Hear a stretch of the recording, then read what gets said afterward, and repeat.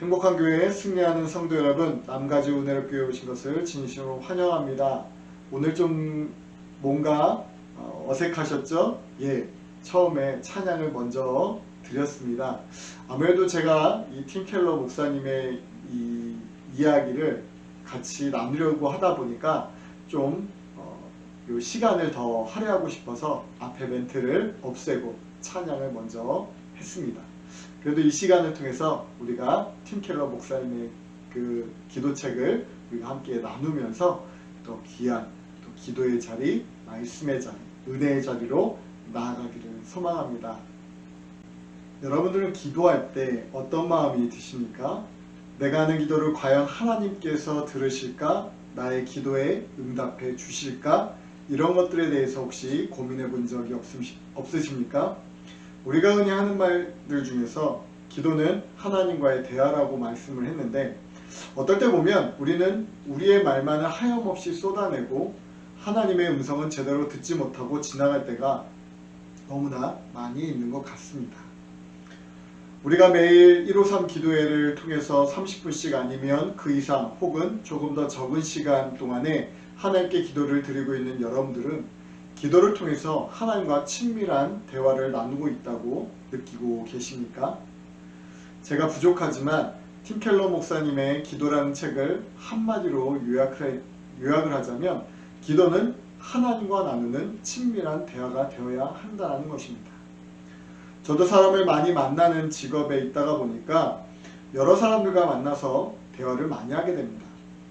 그런데 어떤 사람들은 대화의 기본을 전혀 모르는 경우들도 보게 되어집니다. 대화가 아니라 일방적인 통보를 하는 것입니다. 나의 상황이 이러니까 나의 요구에 너는 반드시 들어줘야만 해 라는 식의 대화를 진행하는 것입니다. 여러분들은 어떠십니까? 이런 대화가 훌륭한 대화라고 생각이 드십니까? 아마 훌륭한 대화라고 생각하는 분들은 아무도 없을 것입니다. 그런데 사실 우리가 하는 많은 기도들이 이런 식의 기도입니다. 그래서 우리는 기도에 대해서 잘 배워야 할 필요가 있습니다. 특히 기도의 기본에 대해서 더욱 잘 이해하고 배우는 것은 우리의 기도가 더욱 성숙해지게 만드는 좋은 방법일 것입니다. 특히 오늘 9장과 10장은 기도의 기본에 대해서 우리에게 아주 잘 설명을 해주고 있습니다.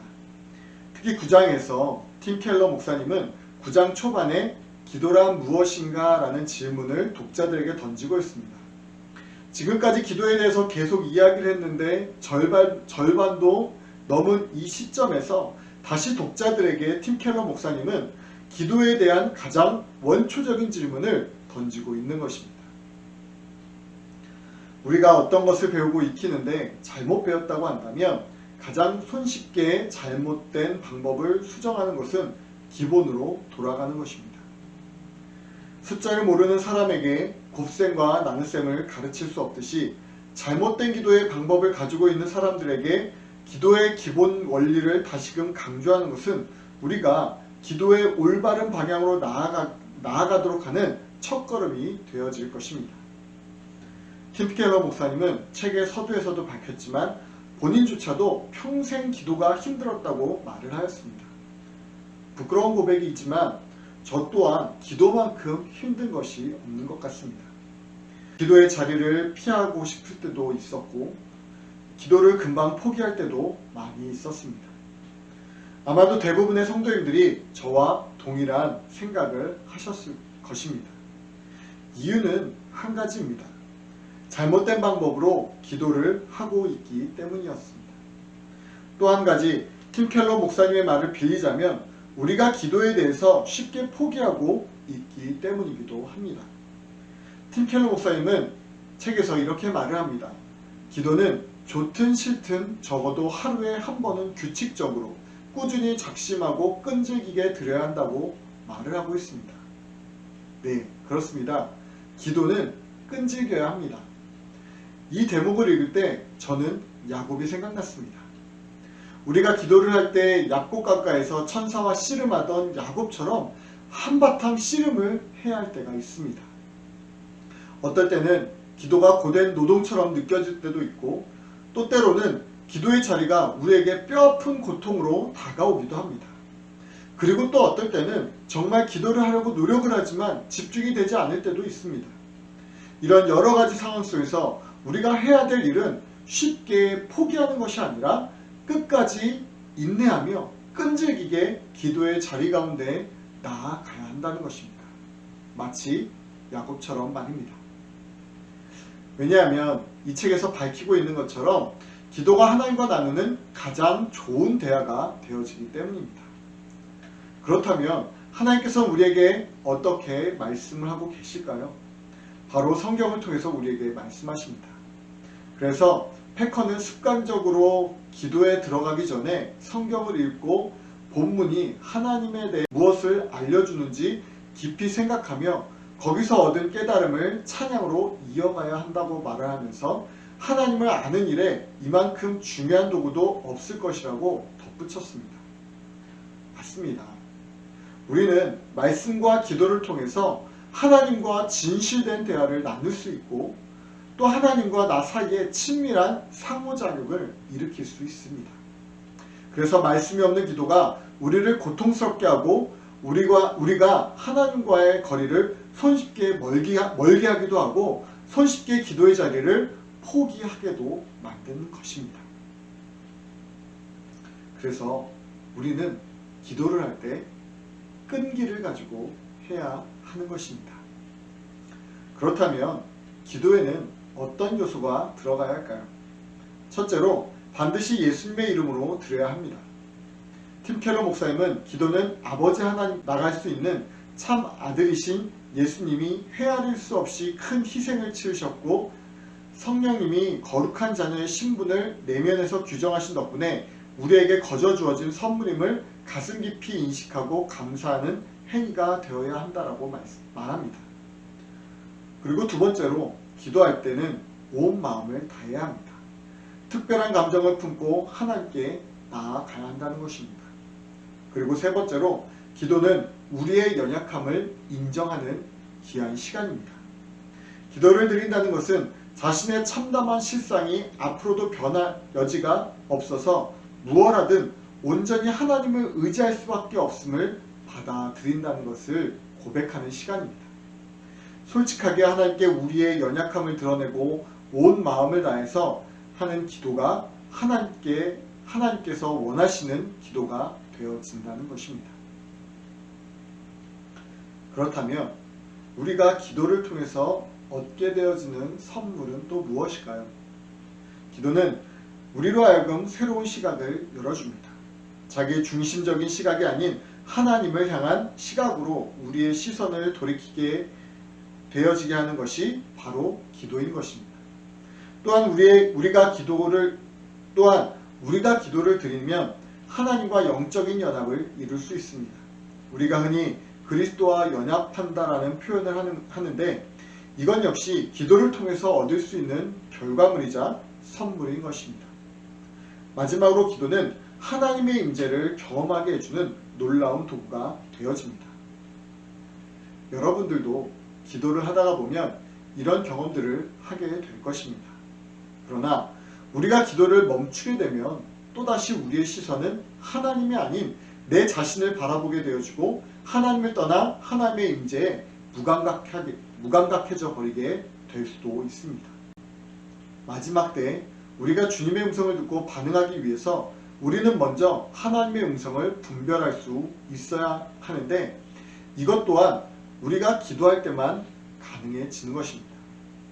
기도를 포기하고 싶을 때 더욱 하나님의 음성에 귀를 기울일 수 있는 자리 가운데 끊임없이 나아가면 우리는 하나님의 놀라운 능력, 하나님의 놀라운 은혜를 경험하게 될 줄로 믿습니다. 이런 기도의 힘을 얻기 위해서 그리고 하나님과 영적인 대화를 하기 위해서 우리는 더욱 하나님의 음성을 들어야 합니다. 팀 켈러 목사님께서 앞에서도 계속 강조하고 있지만 하나님의 말씀에 기초가 되지 않는 기도는 하나님과 나누는 대화가 될 수 없다고 강조를 합니다.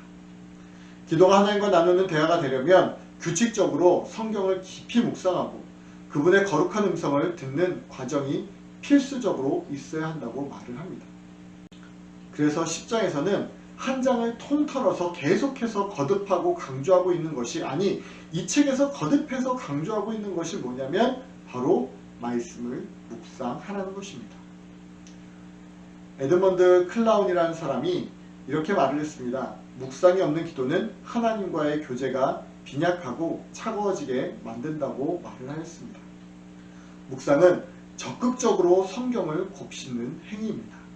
또한 묵상은 성경을 마음 밑바닥까지 끌어내리는 행위입니다.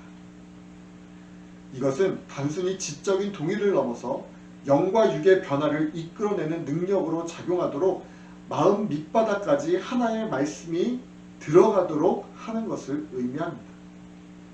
이것은 마치 우리가 약을 먹으면 그 약이 우리 몸 전체 골고루 퍼져나가서 머리에서부터 발끝까지 그 영향이 미치도록 하는 것처럼, 하나님의 말씀이 묵상을 통해서 우리의 영과 육에 또 우리의 골수까지 골고루 퍼져나가고 영향을 미치도록 한다는 것입니다. 그리고 또 한 가지, 육신을 입은 말씀을 묵상해야 한다고 설명합니다. 예수님께서 말씀 그 자체라고 말합니다.